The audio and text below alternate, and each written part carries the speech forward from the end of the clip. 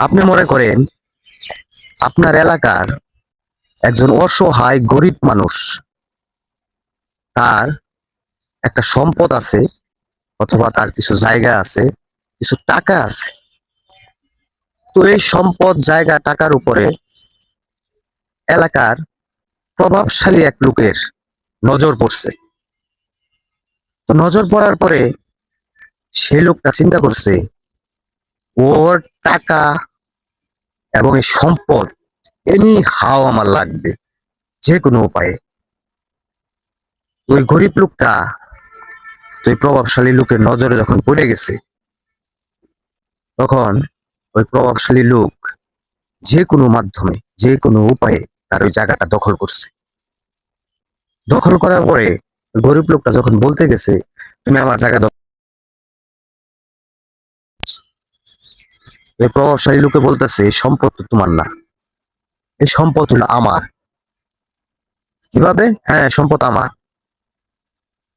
ওই গরিব লোকটা বলতেছে ঠিক আছে, তাহলে এলাকার আরো মায় মুরব্বী আছে, আমি তাদের কাছে যাব। যাও। ওই গরিব লোকটা মনে করেন এলাকার ময় মুরব্বীদের কাছে গেছে যে আমার এই সমস্যা, এই সমস্যা, আমার এই সম্পদটা নিয়ে গেছে। হ্যাঁ, তোমার এই সম্পদ নিয়ে গেছে। অন্যান্য প্রভাবশালীরা এটা মনে করতেছে।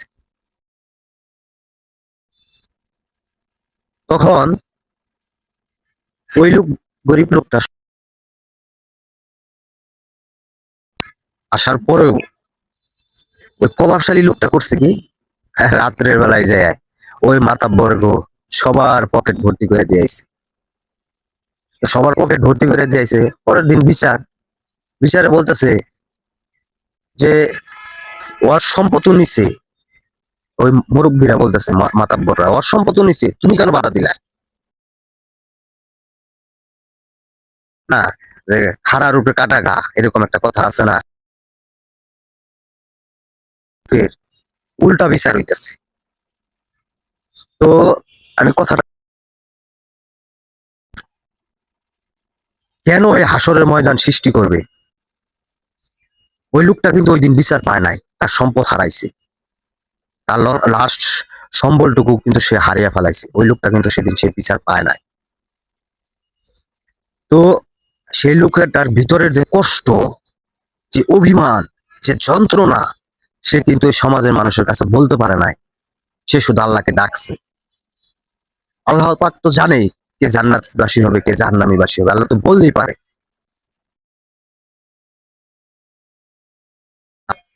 ওই লোকের সামনে তার বিরুদ্ধে যারা অন্যায় করছে, অবিচার, এই হাসরের ময়দানে শত শত লক্ষ লক্ষ মানুষের সামনে সেই আমরা কোন অবস্থায় আছি, আমার আল্লাহ পাক আমাদেরকে বুঝদান করুক। আমি কিন্তু যে কথাটা বলছি কিন্তু ছোট মোটো কোনো কথা নয়।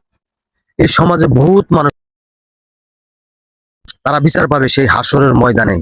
আল্লাহ পাক তাদের জন্য এই হাসরের ময়দান সৃষ্টি করে রাখবো, যে আমার এই বান্দাগুলো এই দুনিয়াতে কষ্ট ভোগ করে আসছে, তারা বিচার পায় নাই, তারা রাঘব বোয়ালের কাছ থেকে বিচার পায় নাই, তার সম্পদ দখল করছে, ওটা দখল করছে। আজকে আমি আল্লাহ, আজকে আমি হইলাম ন্যায় বিচারক, এখানে কোনো লোক নাই, তাদের বিচার করব। সেই দিন আপনি কোথায় যাবেন? সেই দিন আপনার যাওয়ার রাস্তা আছে? আল্লাহ পাক সবাইকে বুঝদান করুক। আমি এটাই বলবো। সবাই ভালো থাকবেন। আর আমার ভিডিওটা কিরকম লাগছে অবশ্যই আমাকে কমেন্টে জানান।